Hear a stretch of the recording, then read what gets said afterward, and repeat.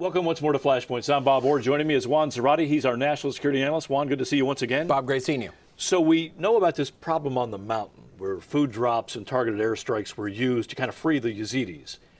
But that really hasn't upset ISIS's plan in the larger sense. No, ISIS has obviously tried to establish physical territory that they control. They've expanded and continue to expand control over parts of Iraq. They're now moving toward controlling parts of Aleppo in Syria, which is a major city and a major strategic victory potentially for them. And so the Islamic State continues to expand and grow in influence and threaten, no doubt, the stability in Iraq and the region. So the question at this point is, what is to be done? You've solved perhaps this immediate problem of helping the Yazidis on Mount Sinjar, but what do you do not just to protect Erbil and Kurdistan, but potentially to dislodge and ultimately defeat this Islamic State? A lot of moving parts here, but one of the key pieces is that Prime Minister Nouri al-Maliki appears like he's out. There's now a new prime minister coming in.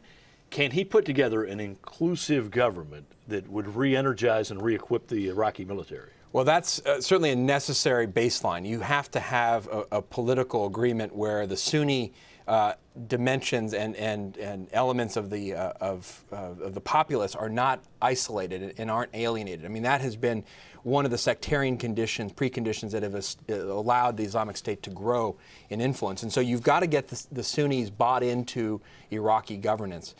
The problem with that formulation, though, Bob, is that's not going to happen right away. You may have the ability to pull off elements of Sunni tribes and others to begin to fight the Islamic State in western Iraq, like the Al-Anbar awakening that we saw in 06 and 07.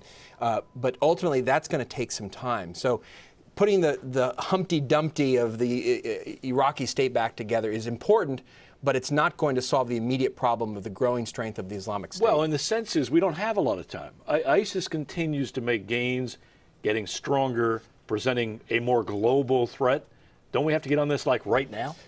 I think so. And you've heard the echoes of the threat from ISIS that appear to feel like a pre-9/11 environment with a group that has established safe haven, attracting a lot of foreign fighters and attention, able to fund themselves well-resourced with global ambitions.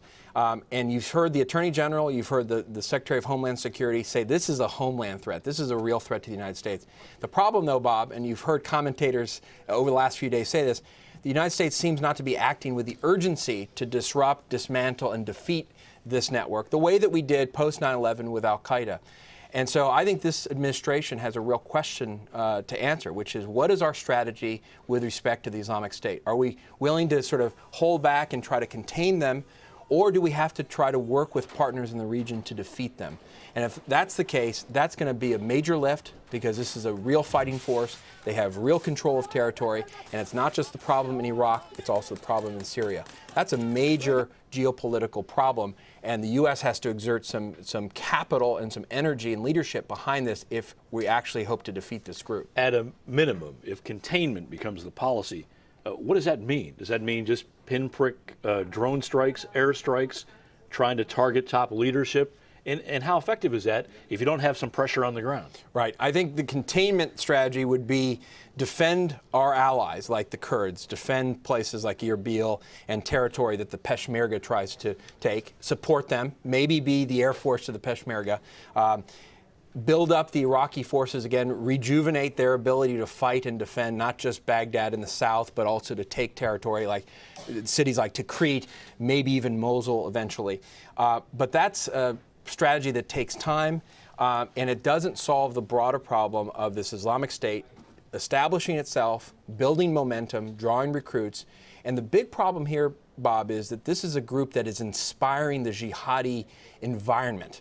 They're bringing followers, fighters, support from around the world, including Southeast Asia and even now parts of North America. So the real danger here is this is becoming a global terrorist platform. And so the question is, can you really contain it, or do you have to defeat it? And one, just as we wrap up, we're running a little long, but is there any chance, is there any hope that ISIS rots from within, that its reach has been too fast, too much, too quick, and it just can't sustain that kind of energy. That's the hope. The hope is, A, they've overreached by trying to control too much territory. They're not going to be able to do it. Two, they're too brutal, that they will eventually meet with the kind of al-Anbar awakening, rejection by the Sunni population that they're taking over, because they're just too brutal. And C, that they have prematurely called for the Islamic State. This is a grand debate between the Islamic State and al-Qaeda, for example.